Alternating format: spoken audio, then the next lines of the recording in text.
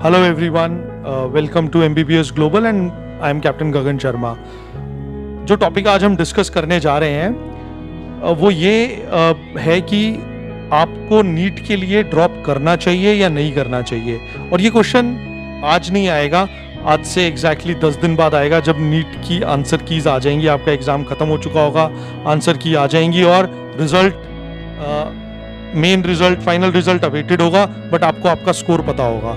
तो तब ये डाउट आपके मन में आएगा कि हमें ये नीट का स्कोर इतना है, हमारा ये हमारी रैंक है, गवर्नमेंट सीट मिलेगी या नहीं मिलेगी। अगर मिलेगी तो बहुत बढ़िया, अगर नहीं मिलेगी तो मैं ड्रॉप करूं, एक साल और दूं नीट की प्रिपरेशन के लिए या ना दूं।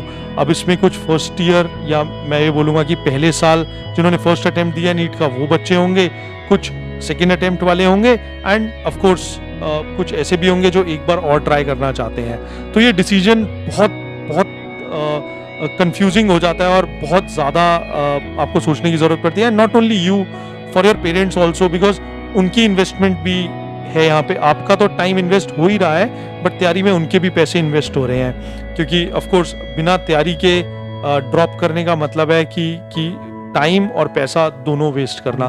तो आई थिंक ये डिसीजन बहुत इंपॉर्टेंट है और आपको सोच समझ के ये डिसीजन लेना चाहिए। So this is my personal view only कि किन लोगों को नीट के लिए ड्रॉप करना चाहिए और किन लोगों को नीट के लिए नहीं ड्रॉप करना चाहिए। नाउ जिन लोगों को नीट के लिए ड्रॉप करना चाहिए उसमें कैटेगरी 1 में वो लोग आते हैं जिनका स्कोर 500 या 500 से ज्यादा है और उनको प्राइवेट सीट मिल रही है, but they want to secure a government seat.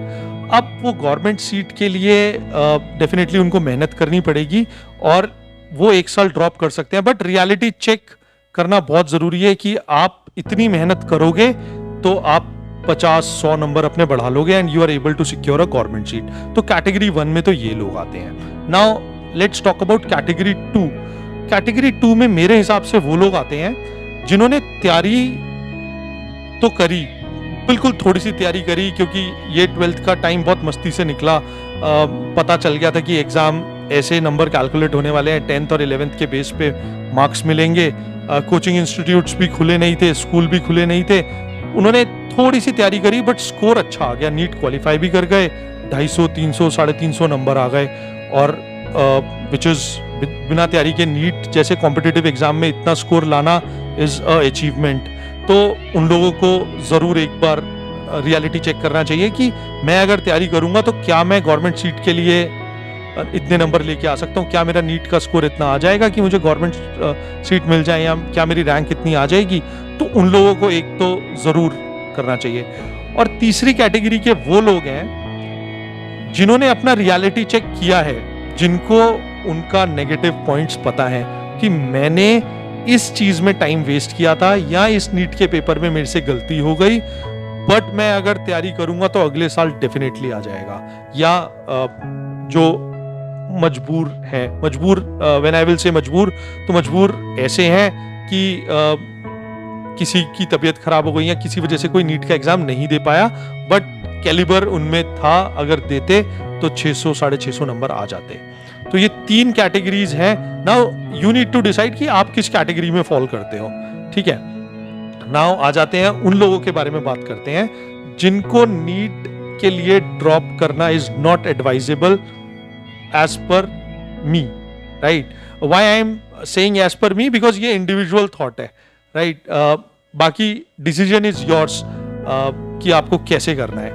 Now सबसे पहले लोग वो आते हैं जिनका 500 स्कोर के करीब आ गया है, 350, 400, 500 या 550 भी आ गया है, बट उनको गवर्नमेंट सीट नहीं मिल रही है और उनको बहुत अच्छे से पता है कि इसमें भी फर्दर डिवाइडेड इनटू 2 कैटेगरीज। एक जो अफोर्ड नहीं कर सकते बजट, राइट, कि ना वो अफोर्ड कर सकते हैं कि एक साल ड्रॉप करके दोबारा तैयारी करें, ना वो ये अफोर्ड कर सकते हैं कि वो प्राइवेट सीट में एडमिशन ले लें। तो there are other ways to do MBBS which we will discuss later, but yes, उन लोगों को ड्रॉप नहीं करना चाहिए। नाउ सेकेंड कैटेगरी आ जाती है उन लोगों की जिनका स्कोर जस्ट बॉर्डर लाइन पे है। बॉर्डर लाइन पे आई वुड से कि जो 150 अगर पासिंग मार्क्स हैं तो 250 तक है, राइट। और उनको पता है कि एकदम कोई मिराकल तो होने वाला नहीं है या कोई मैजिक बैंड नहीं है कि हम जितनी तैयारी उन्होंने करी थी अगर उसी पेस में तैयारी करेंगे तो सीधा जंप 650 की हो जाएगी।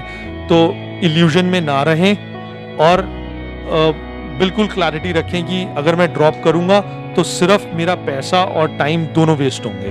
तो प्लीज़ ना खुद इल्यूजन में रहें ना अपने पेरेंट्स को इल्यूजन में रखें।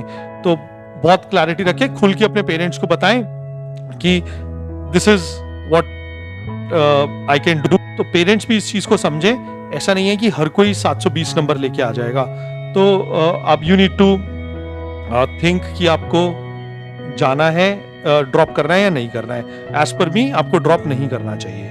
नाउ तीसरी कैटेगरी वो है जिनको बहुत क्लैरिटी है कि हमारा चाहे 150 मार्क्स आए या हमारा 550 मार्क्स आए या 600 मार्क्स आए, we want a admission abroad. हमें ग्लोबल एक्सपोजर चाहिए, हमें इंटरनेशनल स्टडीज करनी है, हमें अब्रॉड जाना है और हमें वहीं से पढ़ाई करनी है। We need to secure a admission in abroad. चाहे वो मैं IMAT दे के इटली में करूं, चाहे मैं यूरोपियन कंट्री में जाऊं, चाहे मैं MCAT निकाल के कनाडा या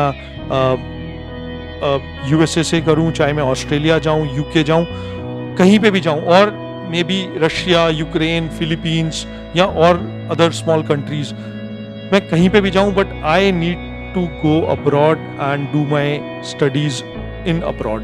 तो वो उनको जो बहुत अच्छी क्लैरिटी है और थॉट्स एकदम क्लियर है, उन लोगों को भी अपना टाइम नहीं वेस्ट करना चाहिए, ना माँ बाप के पैसे वेस्ट करने चाहिए, और अपना एडमिशन सिक्योर करके MBBS की पढ़ाई बाहर से कर लेनी चाहिए, राइट। तो ये 3 कैटेगरीज हैं जिनको MBBS के लिए और या नीट के लिए 1 साल नहीं वेस्ट करना चाहिए। नाउ आप लोगों को जज करना है कि आप पहली 3 कैटेगरीज में आते हैं या दूसरी 3 कैटेगरीज में आते हैं। So decision is yours. This is just a suggestion from my side.